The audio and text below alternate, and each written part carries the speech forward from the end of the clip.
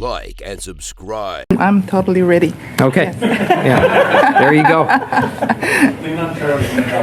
Yeah. Waiting for Charlie to replace me. I will ask a question about, in the budget we had, again, two very important international development. We had some discussion amongst committee member already, and I will wanted to have more information to prepare this committee on what's coming, will come very, very soon, is the global minimum tax, and I know there was a lot of progress and some legislation that will lead to that, but on a higher level, would you be able to explain to this committee what exactly are the main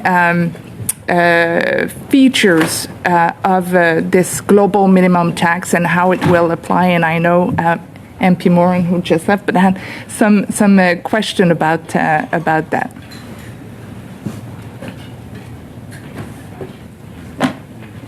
Yes, thank you for the question.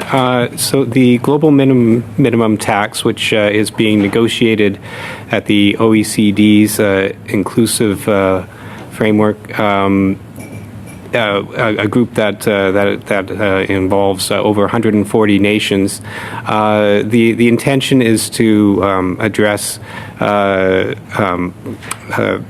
remaining risks from base erosion and profit shifting, even after other recent initiatives from the OECD and others, and also to sort of put a floor on tax competition and do away with the tax competition which is available currently when countries can have corporate tax rates down as low as 0%. The general framework that is being negotiated involves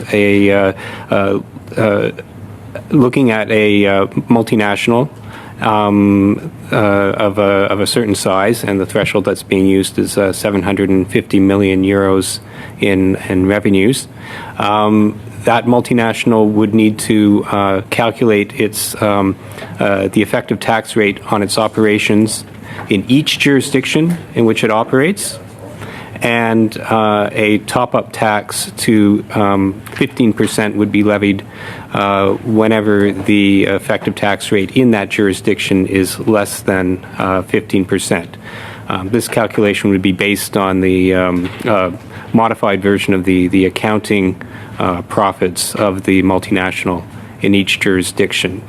Now, the next question would be who gets to collect that top-up tax. The hierarchy or the order effectively provides the first right to collect that top-up tax to get to 15% to the jurisdiction where the low taxed income is happening. If that jurisdiction doesn't tax up to 15%, then the top-up tax could be collected by the jurisdiction where the multinational is headquartered.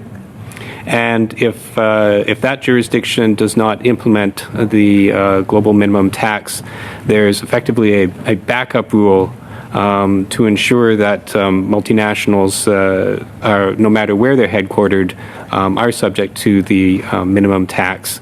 And this backup rule would say that would take the aggregate amount of low-taxed income across the multinational that has not been taxed up to 15%, and then allocate it out to the countries where the M&E operates and that have implemented the minimum tax, using a formula based on where its employees and its tangible assets are located. Thank you for this, the mechanic. May I confirm, and we had discussion with the conservative on that, but this is a global minimum tax that will ensure that M&Es, multinational enterprise, wherever they are located, will globally be subject to a minimum tax of 15%. That is correct. Minimum tax of 15% in each jurisdiction in which they operate. And compared to what we discussed